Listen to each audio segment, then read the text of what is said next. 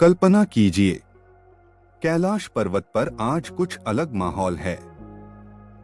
बर्फ चमक रही है, गण गुनगुना रहे हैं, नंदी द्वार पर पहरा दे रहे हैं।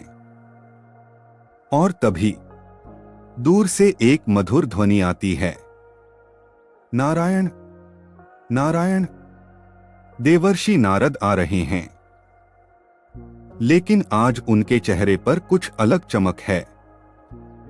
आज वे केवल भजन गाने नहीं आए हैं, आज वे आए हैं परीक्षा लेने।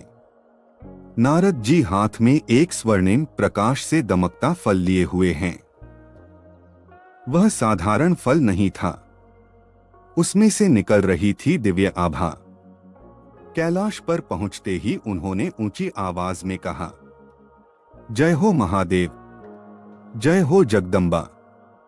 शिव जी मुस्कुराए, पार्वती ने स्नेह से स्वागत किया। गणेश जी लड्डू खाते हुए बैठे थे। कार्तिकेय अपने मोर के पंख संवार रहे थे। नारद जी बोले, मैं स्वर्ग से एक अद्भुत फल लाया हूं। यह ज्ञान फल है। जो इसे खाएगा वह होगा सबसे श्रेष्ठ, सबसे बुद्धिमान, सबसे विजयी। तभी गणों में हलचल मच गई।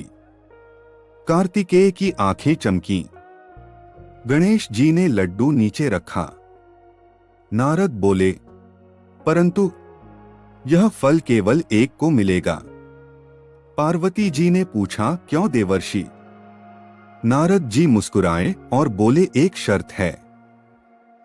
जो पूरी पृथ्वी का चक्कर लगाकर सबसे पहले वापस आएगा, वही इस फल का अधिकारी होगा। बस जैसे ही ये शब्द गूंजे, कार्तिकेय खड़े हो गए। मेरे पास तेज मोर है, मैं अभी गया और अभी आया। गणेश जी ने अपने छोटे से मूषक की ओर देखा। मूषक ने धीरे से चूं किया। नारद जी मन ही मन बोले, अब देखता हूं बुद्धि या वेग कौन जीतेगा। कार्तिकेय अपने दिव्य मोर पर बैठते हैं। जय माता, जय पिता बोलते हैं और वे आकाश में उड़ जाते हैं। वे समुद्र पार करते हैं। लहरें उछलती हैं। समुद्र देव प्रकट होकर कहते हैं, जय हो सेनापति। कार्तिकेय मुस्कुराते हैं, मैं प्रतियोगिता में हूं, आशीर्वाद दें। वे पर्वतों के ऊपर से निकलते हैं। ऋषिमुनि ध्यान में बैठे हैं। सब उनका अभिनंदन करते हैं। वे घने जंगलों के ऊपर से उड़ते हैं। वानर सेना उन्हें देख हाथ हिलाती है। कार्तिकेय सोचते हैं, अब तक तो मैं बहुत आगे निकल गया हूं। अनुज गणेश तो अभी तक कैलाश से निकले भी नहीं होंगे। गणेश जी का अनोखा निर्णय। उधर कैलाश पर गणेश जी शांत बैठे हैं।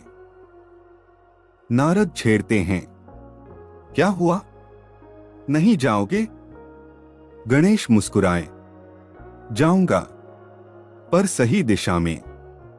उन्होंने माता पार्वती और शिव जी के सामने हाथ जोड़ दिए। धीरे धीरे उनकी परिक्रमा शुरू की। एक बार, दो बार, तीन बार। नारद चौंक गए, अरे ये क्या कर रहे हो? गणेश जी बोले, मेरे लिए माता पिता ही संपूर्ण ब्रह्मांड हैं। इनकी परिक्रमा करना ही पृथ्वी की परिक्रमा के समान है। पूरा कैलाश शांत हो गया। नंदी की आंखें फैल गईं। पार्वती जी की आंखों में आंसू आ गए। शिव की जटाएं हल्की सी लहराईं। कार्तिकेय पूरे विश्व का चक्कर लगाकर लौटते हैं। वे थके हैं पर गर्वित हैं। मैं आ गया, मैंने पूरी पृथ्वी का भ्रमण कर लिया। नारद हकलाने लगे, वो पर शिव जी मुस्कुराए और बोले, पुत्र, गणेश पहले ही विजयी हो चुके हैं। कार्तिकेय हैरान हो गए। कैसे? उन्होंने तो कहीं यात्रा ही नहीं की। गणेश जी धीरे से बोले, भैया, जहां माता पिता हैं वहीं संसार है। कार्तिकेय चुप हो गए। कुछ पल बाद वे मुस्कुराए। भैया, आपकी बुद्धि के आगे मेरा वेग हार गया। और फिर दोनों भाई गले मिल गए। नारद जी सिर पकड़कर बैठ गए। अरे, मैं तो प्रतियोगिता कराने आया था और यहां मुझे ही ज्ञान मिल गया। गण हंस पड़े। नंदी भी मुस्कुरा दिए। पार्वती जी बोली, देवर्षि, आपकी शरारत ने हमारे पुत्रों की महिमा और बढ़ा दी। तभी नारद बोले, नारायण, अब मैं कहीं भी प्रतियोगिता कराने से पहले 2 बार सोचूंगा। तभी गणेश जी बोले, वैसे देवर्षि, फल तो दीजिए। नारद जी ने फल दिया। गणेश जी ने कहा, माता, इसे आधा भैया को भी दीजिए।